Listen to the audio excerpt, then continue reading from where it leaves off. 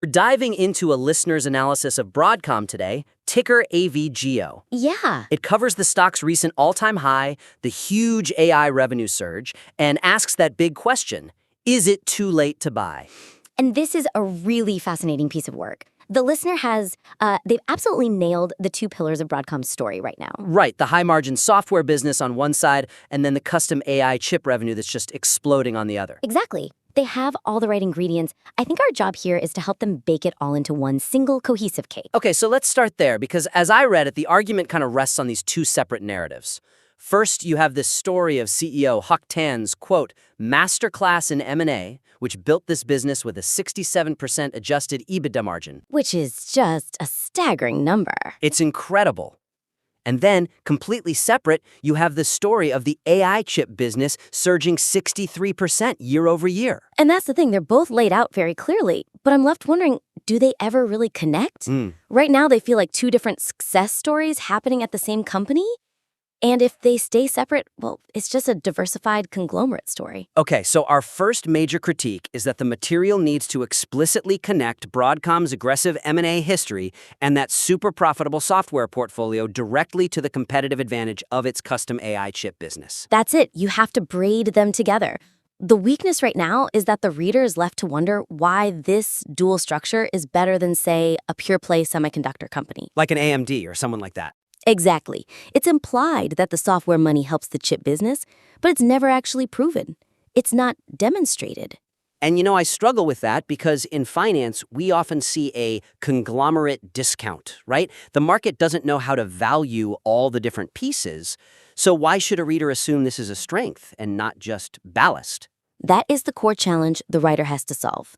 So the suggestion for improvement is to take the financial efficiency, that $61 billion in revenue, the 67% margin, and integrate it directly into the AI growth story. So you're not just telling two stories. No, you're arguing that the M&A success is the fundamental reason that the AI breakout is even possible and, more importantly, sustainable. Okay, so the stability from all that M&A-driven software is basically underwriting the risk of the really expensive, bespoke, custom AI chip R&D. Precisely.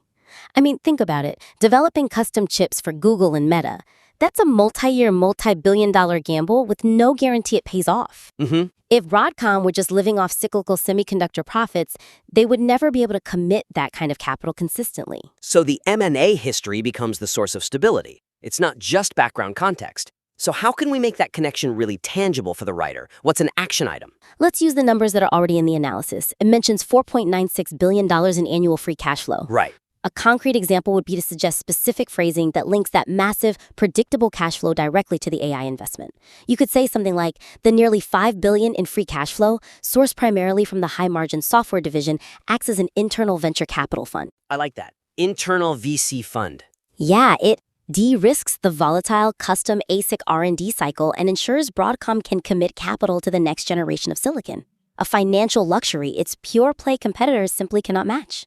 That paints a really clear picture. The stable side is the engine room for the growth side. It flips the whole narrative from a potential weakness into this undeniable competitive moat. It's a huge shift in perspective, and once you establish that structural link, the entire bullish case just becomes so much stronger. Okay, so building on that, if the M&A structure is the shield, we have to talk about how well the listener actually stress-tested the thesis. The whole point is answering, is it too late to buy, with price targets up to $535? That's a huge call. And that brings us right to our second critique. The piece gives this sort of binary answer, caution for the short term, but a no for the long term. But the risk assessment behind that long-term no is, it's just too shallow. To fully address that critical question, is it too late to buy? The analysis absolutely has to incorporate robust, fundamental counterarguments. It has to go beyond simple technical caution. The weakness here is pretty clear. The only specific warning is that the stock is, quote, technically overbought because the RSI is over 66. Which, I mean, for a long-term investor looking at a $535 target, that's almost meaningless. It's a speed bump, not a roadblock. It completely fails to test the actual fundamental thesis. We're missing the big stuff, like hyperscaler dependency or the risks from the VMware deal. Right. What are the what-if scenarios that could actually stop this train from getting to 535? Exactly. So the suggestion is to introduce and analyze the primary external and internal risks. You have to. It makes the whole piece more credible. When you can show that you've grappled with the strongest counterarguments and your thesis still holds up, the reader's conviction just skyrockets. Okay, so let's get specific. Let's start with external risk. The AI custom chip business is the growth engine. Where's the big concentration risk there? It's 100% tied to their reliance on a tiny number of massive hyperscaler customers. Google, Meta? Right. So a concrete example for improvement would be to really dig into this. What happens if Google or Meta accelerate their own efforts to bring all their chip design fully in-house? They're already doing a lot of it. It's a real possibility. A very real one. If these major customers decide they don't need Broadcom's help anymore, that 63% revenue growth could hit a brick wall fast. The analysis needs to talk about that. Okay, that is a serious, fundamental risk to the whole story. Now, what about internal risks? You mentioned the elephant in the room, VMware. The analysis kind of glosses over it, just says manageable debt leverage. And that's way too simplistic for this kind of high-conviction call. The debt might be manageable on paper, but the operational lift, the integration hurdles, that's another story. So a powerful internal risk example would be to explore those specific hurdles. Is the management team stretched too thin right now?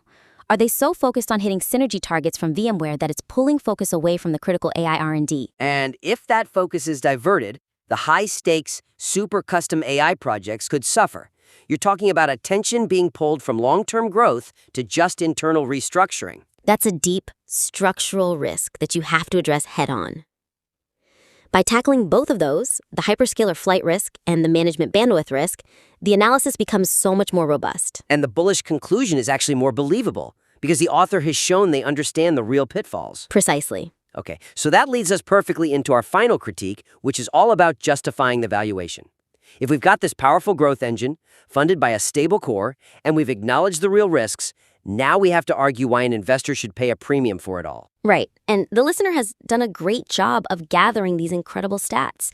$12.5 billion in GAAP gross profit, that insane 67% EBITDA margin, an attractive PEG ratio of 1.4.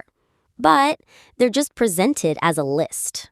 So our third critique is that the analysis should transition from just listing these impressive profitability metrics into making an active argument that justifies the stock's high valuation and those extreme price targets. The weakness is that the connection between those amazing efficiency numbers and the $480 or $535 targets is just assumed. It's not argued.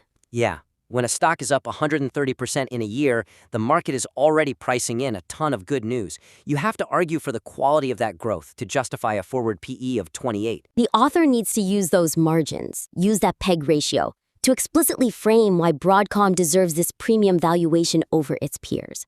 It's about combining the growth story with the quality story. So let's focus on that 67% adjusted EBITDA margin. I mean, that is just so rare, especially in a cyclical industry like semiconductors, where margins can swing wildly. They really can. So instead of just stating the number, we should use it as the cornerstone of the whole valuation argument. So you frame it as a defensive characteristic. You're saying that 67% margin is a critical factor that minimizes the inherent risks of the semiconductor cycle. It's like a giant financial shock absorber. Exactly. The argument then becomes that $535 target is more achievable, even in an economic slowdown, because that extreme efficiency means a higher percentage of every new dollar of revenue goes straight to the bottom line. It provides a margin of safety that a company with, say, 40 or 50% margins just doesn't have. They just don't.